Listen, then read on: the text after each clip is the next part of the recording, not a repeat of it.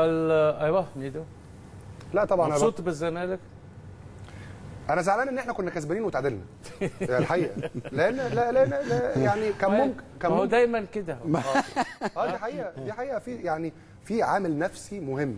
بص يا كابتن، دايما طول عمرنا واحنا صغيرين واحنا كبرنا هو عجبته لا ما هو انا قلت كده. لا كان النادي الاهلي هشام انا قلت كده قبل الماتش اتربينا يا كابتن ان النادي الاهلي بيكسب ماتش، نادي الزمالك بيكسب ماتش، النادي الاهلي بيكسب ماتش، نادي الزمالك بيكسب ماتش، اتربينا كده.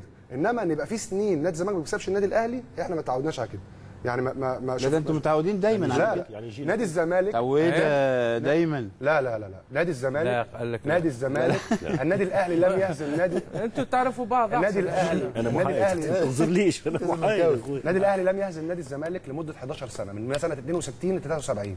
صحيح كان في فتره كان الدوري واقف فيها، لكن قعدنا 5 6 سنوات. حوالي 9 سنين الدوري كان واقف فيها. لا 5 سنين يا كابتن، فيهم من 62 هو حسب من 62 ل 73 فيهم 7 سنين دوري واقف. ليش ما تكلموش؟ من 62 ل 67 كلمني انا ساعات، حتى ساعات كلمني.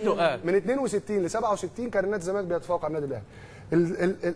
دور اللاعبين الكبار يا كابتن ده مهم جدا. اللعيبه الكبار لازم تقنع اللعيب الصغير ان انت تستطيع ان تفوز بهذه المباراه. انما ودور المدير الفني انت عشان تعمل لعيب كبير، انت كنادي كبير بتعمل لعيب كبير، لكن ما ينفعش نادي مليان مشاكل يعمل لعيب كبير. يعني الزمالك ما ينفعش يعمل. في معظم الاحيان عندهم مشاكل، في معظم الاحيان عندنا مشاكل يعني عندنا مشاكل يا كابتن هشام، لان احنا عندنا مشاكل ماديه.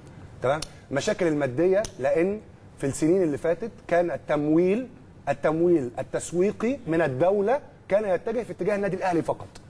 نادي الزمالك كان بياخد حته قد كده، والنادي الاهلي بياخد وده قصه الناس كلها رد بقى. لا التسويق في النادي الاهلي كان مبني على قبل الثوره كانت الامور كلها رايحه. التسويق في النادي الاهلي مبني على شكل مؤسسي وبعد والنادي الوحيد اللي عنده يعني اداره للماركتينج. انت موافق على كلام ميدو؟ لا طبعا بتقول ايه؟ لانه مؤسسه الاهرام اللي هي كانت بتصرف على كل الانديه، مش انت قصدك كده؟ ابحث عن وكاله الاهرام للاعلام، مش كده؟ ابحث عن وكاله الاهرام للاعلام. هي اللي كانت النادي الاهلي فاز صحيح ببطولات اكتر. نسبه الفان بيز او القاعده الشعبيه من الاهلي والزمالك قد ايه؟ 60 ل 40% خلينا نقول. تمام، النادي الاهلي بيعمل عقد ب 160 و170 مليون جنيه، ونادي الزمالك بيعمل عقد ب 30 مليون جنيه. لا بقيمه البطولات. هو في رولز يا كابتن، ليها يا فندم، في رولز معمول عليها النسب. معلش انا عندي يعني انا عشان اخد 6 بطولات افريقيه العب 3 كاس عالم، عايز تساويني بنادي ما راحش كاس العالم ولا مره؟ يا كابتن ايوه ماشي. إيه؟ بتبقى بنسبه برضه. اذا النسب محطوطه ليها رولز، بتبقى بنسبه. انا النادي الاهلي، النادي ذا سانشري كلاب، ذا سانشي افريك كلاب، نادي القرن الافريقي، مش هتعامل زي نادي عادي يعني. اكتر نادي فاز ببطولات افريقيا. الزمالك نادي عادي. اكتر نادي بالنسبه للارقام، اكتر نادي فاز ببطولات بالنسبه للارقام يا كابتن، اكتر نادي فاز ببطولات افريقيا ابطال الدوري القرن الماضي هو نادي الزمالك. واسالوا مصطفى فهمي. اكتر نادي فاز ببطوله افريقيا ابطال الدوري، فرق كبير، فرق 3 بطولات.